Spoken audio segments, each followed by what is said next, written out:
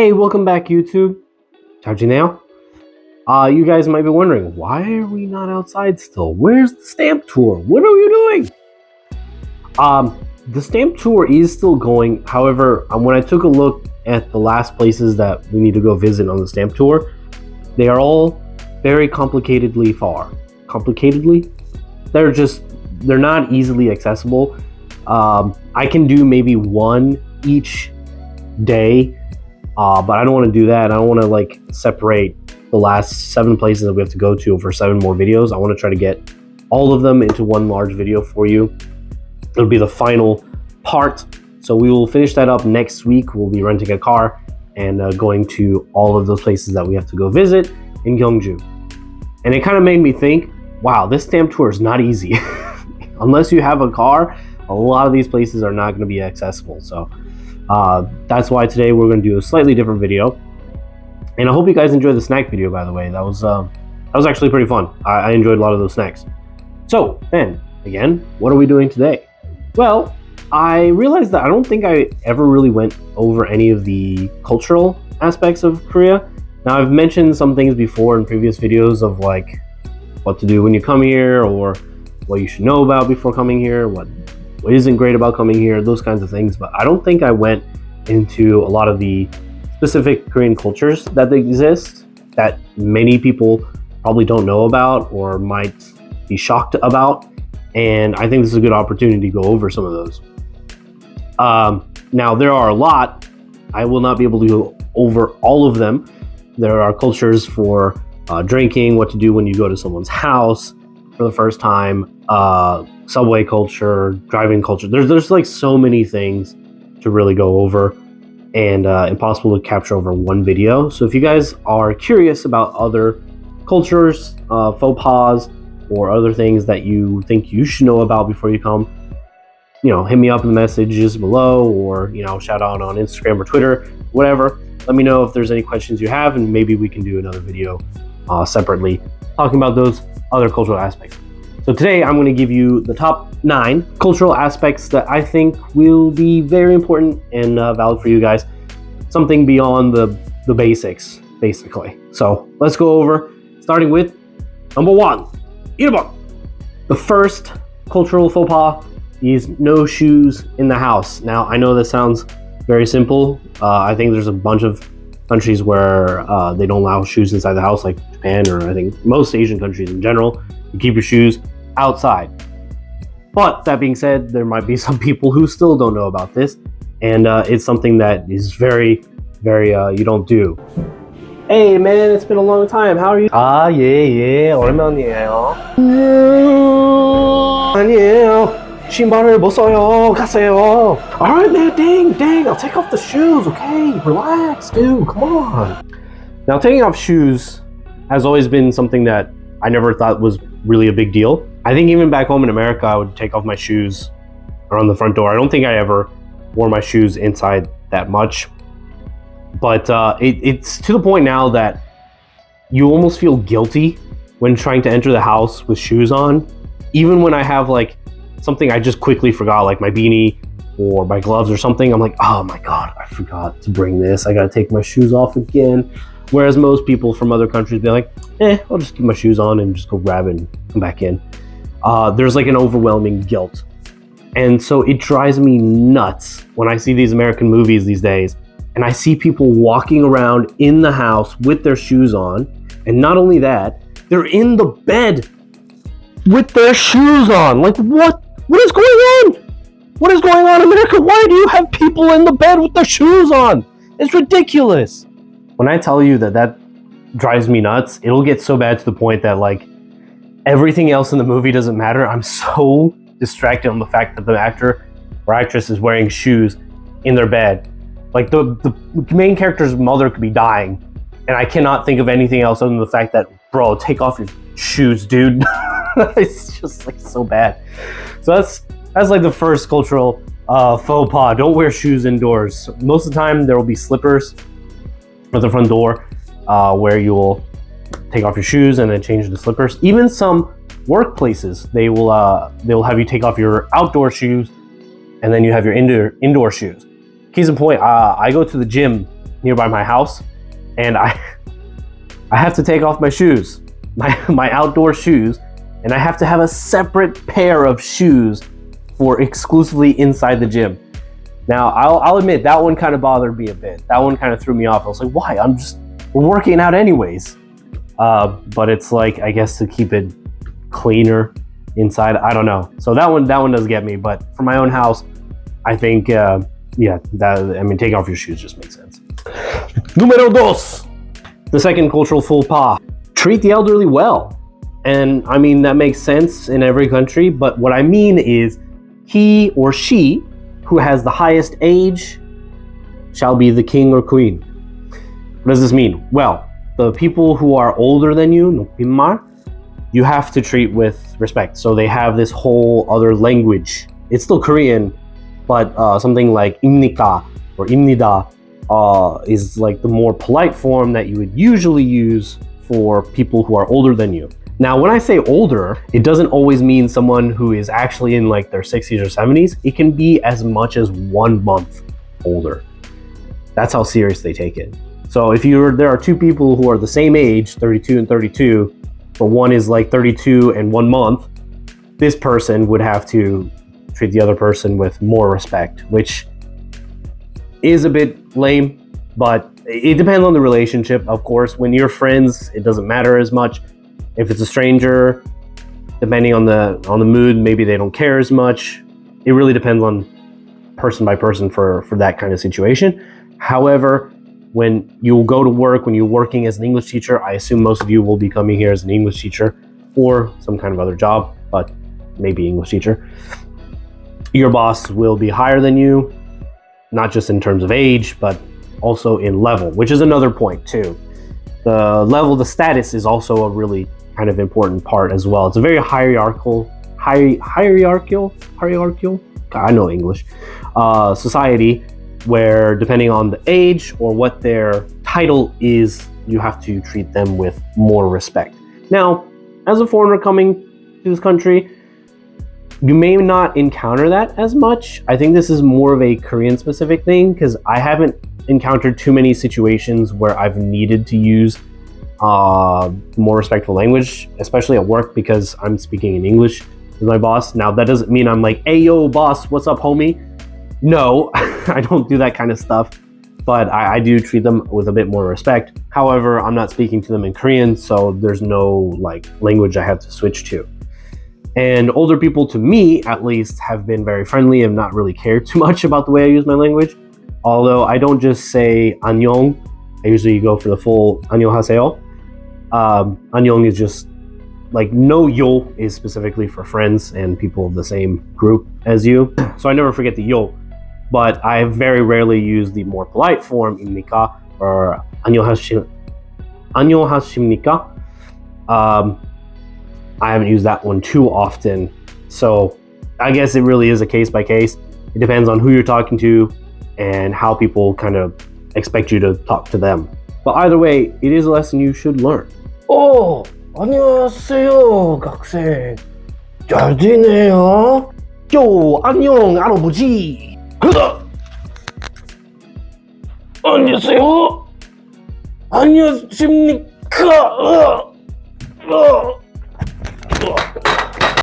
할아버지! So yeah, if you're not using the more polite language, you could kill an elderly person. I've seen it happen before. Pro tip, by the way, on being respectful, you can use a handshake in Korea, all right? You don't need to do the most formal bow in the world when you meet someone for the first time, or especially when you're meeting an employer. You know what, actually, let me just show you what you can do, what the best thing to do is, all right? You can just follow this and you're golden, all right? Just hang on. All right, you guys following? Okay. This is something that I've developed and handcrafted over my years of being in Korea, all right? You don't do the full bow, okay? No, you don't need to do that, okay? Now listen, now I know that it's an awkward angle, but you know, just bear with me, this is what I got, okay? Just give the whole slight, that's it. Just a slight bow, right? Just like one more time. Just like that. That's all you need to do. If you want to be like one of those bros, right, who are meeting their, I don't know, mafia bosses, you can even do one of these, right? That's very easy. One last time. What? 시작.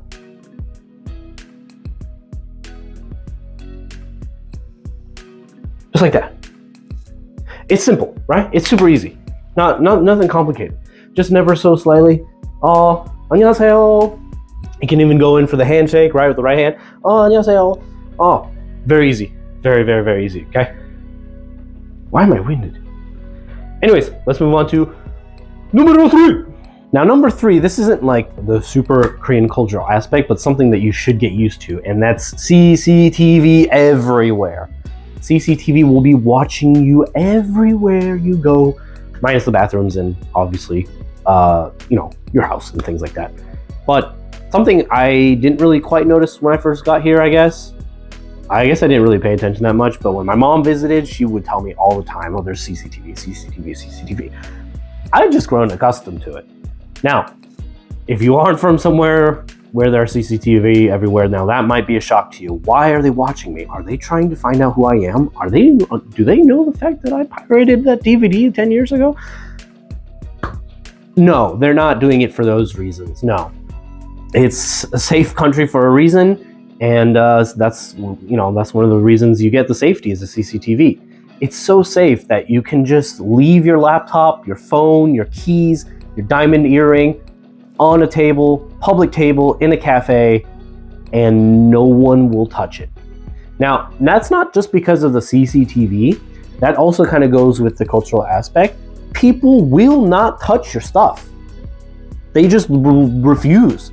Now, this took me like way when I first got here in Korea. I was walking back to the dormitory, which is on a stupid long hill, but this was at night, and I saw a wallet on the ground, something that if it was on the ground in America would have gotten taken immediately. But I saw people just literally like either step over it, walk around it, purposely avoid the wallet as if it was a landmine. I thought this was crazy. Like, no one's gonna pick it up? Not because I wanted the money or anything, because I thought it would have been better to have picked up the wallet and bring it somewhere like where someone could find it easier instead of in the street. So that's what I did. I picked a wallet and I brought it to the GS that was literally right next to it. And I was like, hey, someone dropped this outside. I didn't know Korean back then. I tried to say it in English. And if they come in, maybe it's there. Was that a good choice? I don't know. Leaving it on the street might have been better. To this day, I don't know. Hopefully they found it. But that's what I mean. People will not touch your stuff. They just refuse to. Now, whether it's because they think it's the right thing to do or because, the CCTV of God is watching everyone, who knows? But that's something you got to get used to as well. It's a nice thing, to be honest. It's really nice and comforting feeling that, if I need to go to the bathroom while I'm in a cafe and, I can just leave my phone on the table or whatever, or if I'm working on my laptop, editing videos and things like that, I don't have to worry about someone taking it. It's very, very, very nice. I say cafe a lot. It doesn't matter. Cafe, McDonald's, your local garage, car shop, I don't know. No one's gonna touch anything. Now, there might be the occasional person, that cheeky person that's like, oh, someone left their wallet on the table. Yoink. That might happen, but it's very rare. I've very rarely heard of people losing their wallet that way, or keys or something. If someone loses something, it's because they've accidentally dropped it. That's usually it. And you can go to the local police box or police station, and chances are they might have it. Or, the best thing that I think is wild, I had left my earbuds, the case. I had the earbuds, the case, in a bus. And I was able to contact the bus company and find the exact bus, because there's only a handful of buses in Gyeongju. But they were able to actually find my phone case. No one took it. No one put it somewhere. It was just left in the bus for however long until the driver got out of the bus and, inspected the bus. And I was able to retrieve it. No problem. I had to go to the bus station, but, the fact that no one had taken it, no one had done anything with it, even if it's not the most expensive item in the world, is really nice. That's really, really cool. Anyways, moving on to numero cuatro. That's 8. 4. Number 4 being, get ready for Korean people to be up in your business. They will be very personal. And by that I mean they will ask you 1,000 questions. And you'll probably hear these same 1,000 questions 1,000 times. This is one of those things to not be shocked about. Like, they will ask you a lot of personal information that a lot of people in America, for example, would never ask you. Things that would include age, marriage, family, where are you from, where do you work, a lot of different things. Now in America, there's some things we ask. We usually maybe ask job and things like that, but we don't usually ask age or weight or height. Even height is a really big question here. We don't ask those questions. Age, especially in America, that's like a big no-no. The women, you like never ask women their age. But here they are just nosy. They'll ask you all this information. Now, as to why they ask age, this goes back to point number 1, where you have to, number 2, where you have to respect your elders. So they need to establish age right away. It's kind of one of those things like, are you older than me? Are you younger than me? I gotta know. 저기요. 네? 미국이요? 예. 네, 미국이요. 무슨 사이예요? 아, 30살. 오, 30. 오. 아, 예. 키가 뭐예요? 180? 와, 엄청 아, 많아. 네. 와. 네. 굿. 결혼했어요? 결혼했어요? 아직도? 걸프렌드? 왜 한국에 왔어요? 왜요? 바빠요. 바빠요? 네. 네. 죄송합니다. 예. Now, even though you might hear these personal questions all the time, they're just trying to get to know you. Just want to know, who you are. So don't ever take it and be offended. Even if you might hear these questions all the time, I mean, you're meeting new people all the time, so just think of it as it's an opportunity to introduce yourself. That's really all you got to do. Now, usually the people that are doing this are the older people. I've rarely met people my age or similar or my group ask me a million questions like that. It does happen, but it's usually kind of random old people that do this too. And you might find that some random old people will speak English with you. I've had that plenty of times happen to me as well. So be prepared for that. Now, number 6, 6번, is very strange because it kind of contradicts number 5. They don't like personal contact. You cannot just go up to random Korean people and just start being like, hey, how's your day? How are you doing? Like you would in America. It is a very common thing in America. We just love talking. We just love greeting people, especially in a supermarket. You're waiting in line. You got someone behind you. Hey, man, what you doing? You got some plans for the weekend? They just ask you random things. And you get used to it, one of those things. I thought it was a bit weird even living in America, but got used to it. But you can't do that stuff in Korea. That doesn't work the same way. Like, I can't imagine a single person in Korea standing in a grocery line, looking at maybe what you got, like, oh, you guys gonna have a fun weekend? They would lose their mind. They'd be like, why are you talking to me? Who are you? 누구세요? 경찰? 119? 112? Yeah, they'd lose it.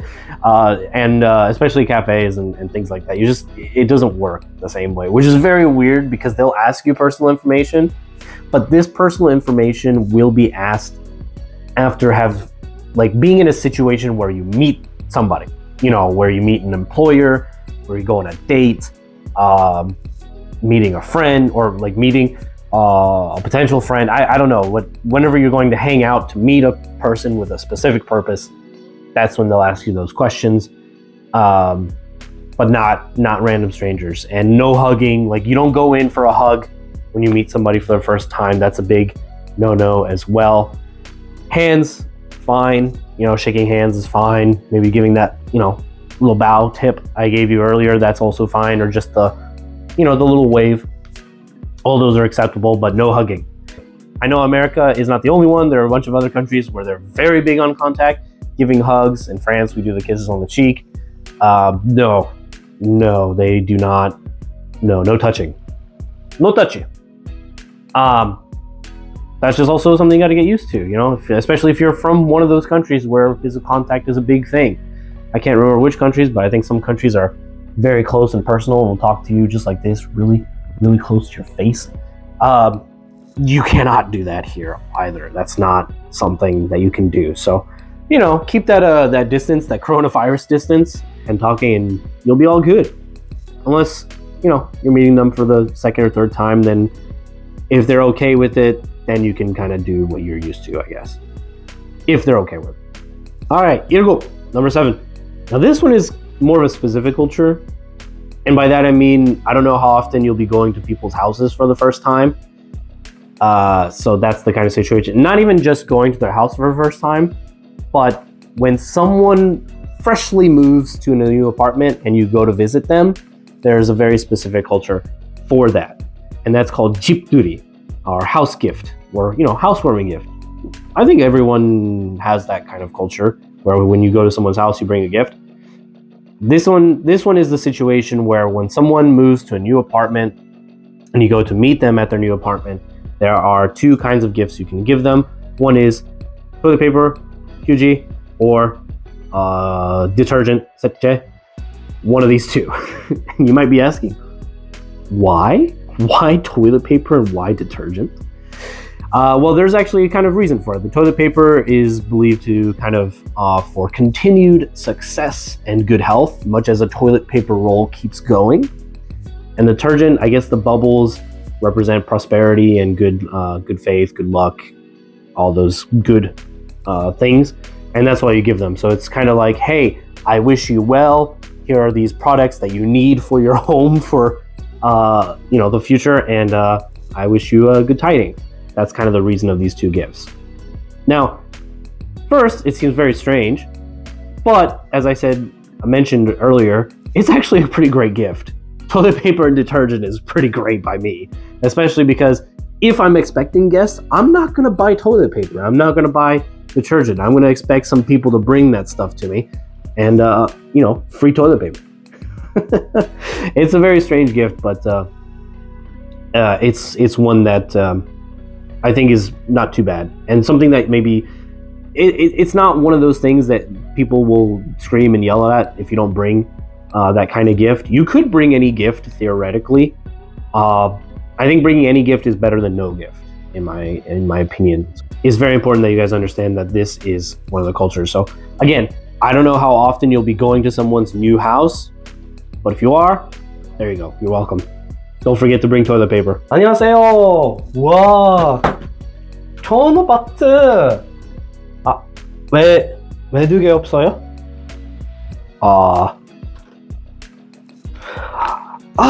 정말 마트, 나쁜 마트. 야, 죄송합니다. 네, 집들이. 야, 여기요. Alrighty, coming in at number 8.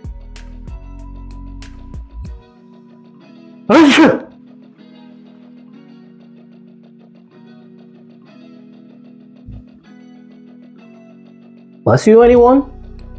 Hello? Bless you? That's just one of the things that you will not hear in Korea. You will not hear the word bless you, or you will often not hear the word sorry. Now, before you guys form any opinion, what? They don't say sorry?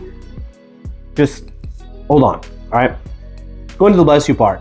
They are not, they don't understand the bless you thing from America. I don't know if it's just an American thing, but when you're in America, right, every time you sneeze, everyone in their immediate family is like, bless you, bless you, bless you, bless you, bless you, bless you. Like everyone in the room. Sometimes it's wild.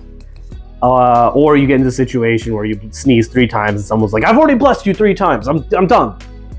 But you don't hear that in Korean. I don't know the exact specific reasons why, but I mean, it can just be because they didn't grow up with that, It was not originally a Christian country. I don't know if that bless you has anything to do with that, but it just doesn't exist. So don't be shocked, right? If you sneeze and no one says anything, you might lose your soul to a demon. you just get used to that, all right? No one's gonna bless you, so I'm sorry, your soul is lost. Now, for the sorry part, what I mean by that is when you're walking down the street, and you kind of do that shoulder bump with someone, not on purpose, but accidentally. I kind of do the Midwest thing. I don't know why. I kind of do the, oh, sorry. I'm from San Diego. I don't know why I do that, but I always do the, oh, sorry. Just kind of like, oh, sorry. Little, sorry about that, man. They don't do that here. They don't really apologize. They just keep going. And it's not because that they're rude or anything like that. Maybe people can think that they're rude, but it's just that, like, it happens, it's not really something to say sorry about, worth saying sorry about, I guess, in their mind. I guess it makes sense for me too. I just do it by instinct now. There are some Korean people that will do the little head nod thing, like to say sorry, or more often than not, they're just kind of looking at their phone and they're just on their way, man. They don't care, can't be bothered. But I think that also happens because there are so many people living here in such a confined space that you got to imagine the amount of times that they bump into other people is ridiculous and astronomical, that like they would probably be saying sorry like 50 times to 100 times a day in terms of how many times they bump into someone, especially in the subway. So I think it's just one of those things that, like, you bump someone and it happens. There's no reason to. I think even most times, like in the subway or whatever, I don't say anything. It's like when I'm in a completely free environment and I really feel like I shoulder tap someone, then I'll like turn around and be like, yo man, I'm sorry. I didn't mean that. So that's one of the things to look out about. They're not rude. It's just the difference of culture. That's it. Alrighty, we are moving on to Gubon, the last one. I can't raise my finger for number 9. Alrighty, with number 9 being whatever you have, chopstick, spoon, fork, do not ever stick it in the rice. Yeah, don't do that. Don't stick your chopsticks directly into the rice, whatever you're using, utensil, straight up like this. The meaning is because that's when Koreans only do that for when someone has died. I don't know if they actually use rice or if it's like an incense stick or anything, but either way, there'll be a bowl with either rice or something with chopsticks or the incense stick straight up. They only do this for ceremonies when someone has died. Do not do this when you're at a restaurant or out with friends, or if you're in your own home. I guess no one's there to judge you, but still, why not practice not doing it even in your own home? That is something that you may not know of or be aware of before you come to Korea, especially because rice is a very big food. You'll be eating rice almost all the time in any meal situation, unless you ask explicitly you don't want it. So when you're done eating or whatever, just put your chopsticks on top of the bowl, the plate, whatever you're using, or on the side, doesn't matter. Just don't put them directly up. I've never done this prior to knowing about this. I don't think I've ever just done that. I just never saw a reason to. However, I was somebody that would have a spoon and kind of put it under and it'd be laying on the side like this. I think that's a little more acceptable. But even so, it's probably best to just not do that anyways. Just keep your utensils, on the side or on top. That's perfectly fine. So that might be a little shock if you try to do that and people freak out at a restaurant. Like, no, andeo. Yeah, try not to do that. And that'll be the last faux pas for today. Alrighty, well then, I've given you guys 9 cultural aspect rules to kind of look out for, follow, and not be shocked by when you come in here. Come in here? Not my house. Come to Korea. And if you guys have any further questions, like I said, there are so many cultural aspects to go over that it's just, I can't do it all in one video. That'd be way too long. You could always hop in one of my live streams.